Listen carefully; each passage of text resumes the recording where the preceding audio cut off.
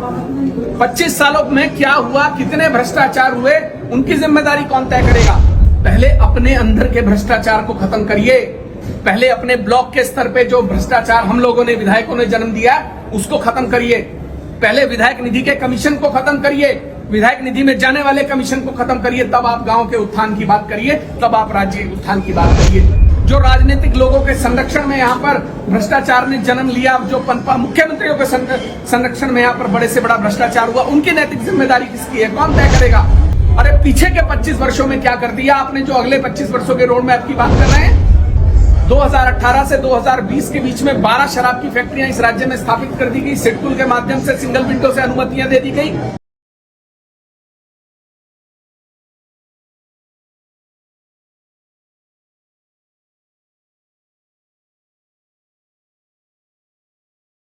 देखिए, विशेष सत्र जो बुलाया गया है, इसका मुख्य उद्देश्य है कि आगामी 25 वर्ष कैसे हों, क्या रोड मैप होना चाहिए, क्या विजन होना चाहिए, क्योंकि 9 नवंबर को हम रजत जयंती पूरी करने जा रहे हैं। मेरा ये कहना है कि आगामी 25 वर्षों की बात करने से पहले हमें ये आत्मचिंतन करना चाहिए, इस पर मंथन करना चाहिए सदन में कि जो पिछले 25 साल बीते हैं उनमें क्या हुआ। उन 25 सालों में आप इस राज्य को एक स्थायी राजधानी नहीं दे पाए।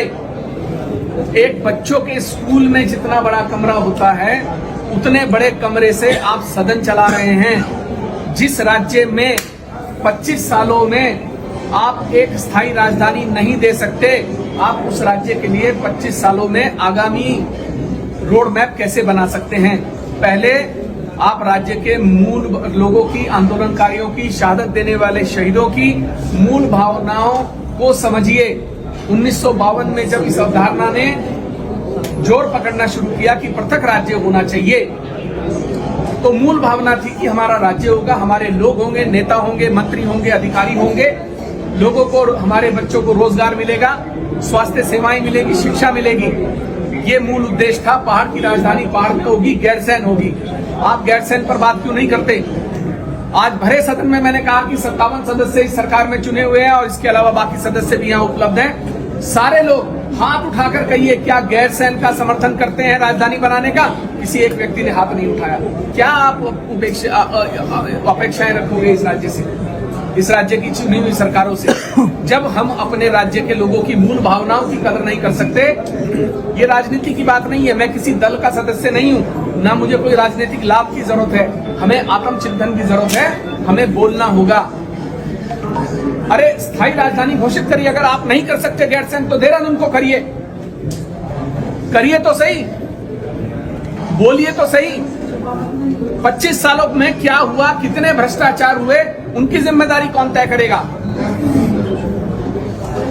राज्य में जनपदों में शराब की फैक्ट्रियां लगा दी गई।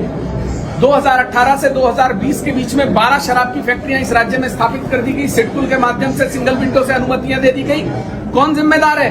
ये कहा गया कि हमारे स्थानीय किसानों को लाभ होगा, फूड प्रोसेसिंग होगी, माल्टा का इस्तेमाल होगा, स्थानीय उत्पादों से शराब बनेगी। आंखों में धूल झोंकी गई। आज वो सारे के सारे सिर्फ बॉटलिंग प्लांट हैं। पंजाब, हरियाणा, चंडीगढ़ के माफियाओं से शराब यहां आती है और बोतलों में पैक करके स्थानीय बाजार में बेच दी जाती है। हजारों करोड़ रुपए के एक्साइज की बचत वो लोग कमा कर ले जाते हैं। हल्ला मचा रखा है सबने, हमने, आपने, सबने। राज्य रजत जयंती 25 वर्षों में हम क्या करेंगे, हमारा रोड मैप क्या होगा। अरे पीछे के 25 वर्षों में क्या कर दिया आपने, जो अगले 25 वर्षों के रोड मैप की बात कर रहे हैं, उन पर कौन आत्मचिंतन करेगा? उस दौरान जो बड़े बड़े भ्रष्टाचार हुए, उन पर नैतिक जिम्मेदारियां किनकी तय की जाएंगी? जो राजनीतिक लोगों के संरक्षण में यहाँ पर भ्रष्टाचार ने जन्म लिया, जो पनपा मुख्यमंत्रियों के संरक्षण में यहाँ पर बड़े से बड़ा भ्रष्टाचार हुआ, उनकी नैतिक जिम्मेदारी किसकी है, कौन तय करेगा? इसका आत्मचिंतन बहुत जरूरी है। विधानसभा के सदस्य विधानसभा में स्वीकार नहीं कि विधायक निधि में 15% कमीशन जाता है। देखिए, 25 सालों के रोड मैप की जब बात हुई तो मैंने कहा कि ब्लॉक से लेकर सचिवालय तक भ्रष्टाचार अपनी जड़ें जमाए हैं। पिछले 25 सालों में ब्लॉक का सचिव हो, सेक्रेटरी जिसको कहते हैं, बीडीओ हो, सीडीओ हो, उनके बीच में जो अधिकारियों की चेन हो वो हो। जब तक विधायक निधि के किए गए कामों पर 15% का कमीशन का भुगतान नहीं होता, तब तक ठेकेदार का भुगतान नहीं किया जाता। पहले 15% हमारा जमा कराइए, उसके बाद अपना ले जाइए। विधायक निधि में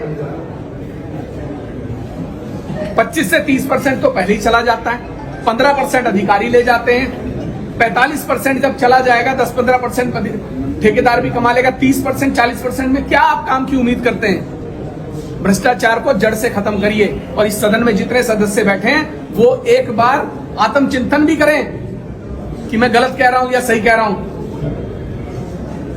पहले अपने अंदर के भ्रष्टाचार को खत्म करिए। पहले अपने ब्लॉक के स्तर पे जो भ्रष्टाचार हम लोगों ने, विधायकों ने जन्म दिया, उसको खत्म करिए। पहले विधायक निधि के कमीशन को खत्म करिए, विधायक निधि में जाने वाले कमीशन को खत्म करिए, तब आप गांव के उत्थान की बात करिए, तब आप राज्य उत्थान की बात करिए। अरे हम अपने अंदर से खुद चोर हैं, हम भ्रष्टाचार को जन्म देते हैं सबसे पहले। मेरी विधानसभा में कोई पैसे मांग कर दिखा दे, जूते मारकर उल्टा लटका दूंगा। पहले अपना आत्ममंथन करिए। सदन में बैठकर बड़ी बड़ी बातें करने से और भाषण देने से हम इस राज्य को सुधार नहीं सकते। इस राज्य को उस दिन से सुधार सकते जिस दिन से हम ब्लॉक के स्तर के भ्रष्टाचार को खत्म करना शुरू कर देंगे। और वो कौन करेगा? वो करेगा स्थानीय विधायक।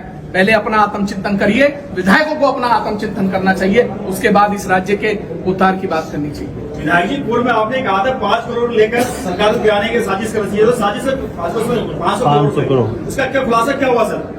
ये जांच कौन करेगा? सुखू का छोड़ा था खाली सिर्फ। ये जांच कौन?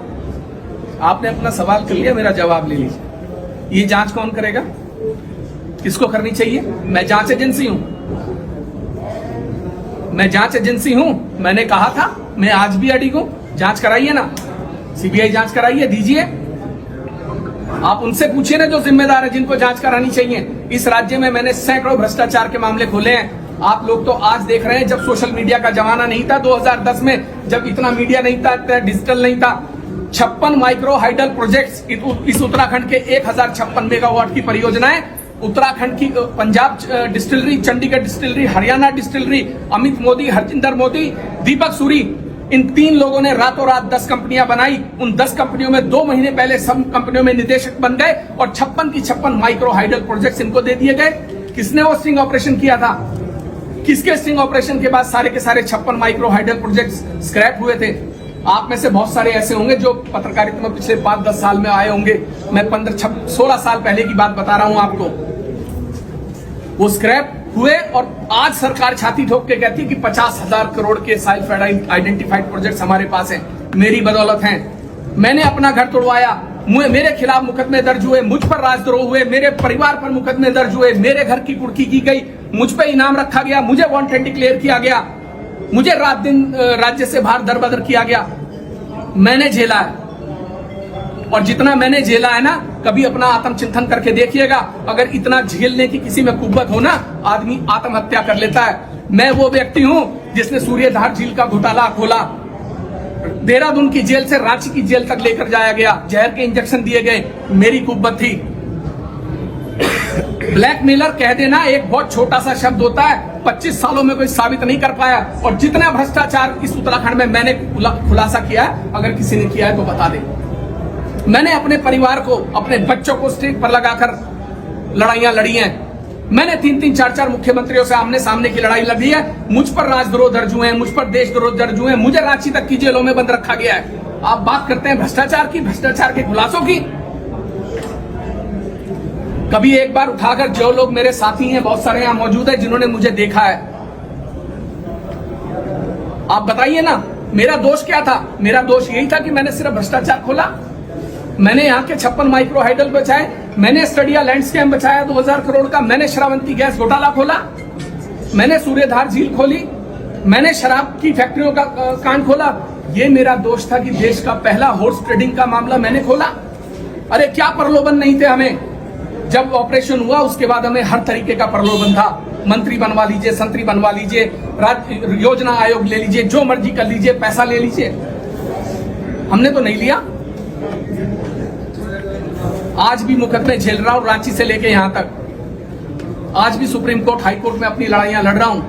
कहना बहुत आसान होता है, जबान हिला देना चमड़े की बहुत आसान होता है, किसी के ऊपर आरोप लगा देना बड़ा आसान होता है। उस पीड़ा से गुजर कर देखिए, कभी सोचिए मेरा परिवार किन उन पीड़ाओं से कैसे गुजरा होगा। सोचिए जब मैं वांटेड डिक्लेयर कर दिया गया, जब मुझ पर इनाम रख दिया गया इस राज्य की सरकार ने, तब मैं कहां कहां छुपा होऊंगा, मेरा परिवार कहां रहा होगा। मैं डरता क्यों नहीं किसी से, क्योंकि मैं इतना झेल चुका हूं कि डर मुझे अब किसी सरकार से नहीं लगता, किसी व्यक्ति से नहीं लगता, किसी एजेंसी से नहीं लगता। कोई बात नहीं, जिसे 2, 4, 10 मुकदमे और दर्ज करने कर लीजिए, कोई दिक्कत नहीं है। पहले 100 लड़े हैं, 150 लड़े हैं, आगे भी लड़ लेंगे। धन्यवाद।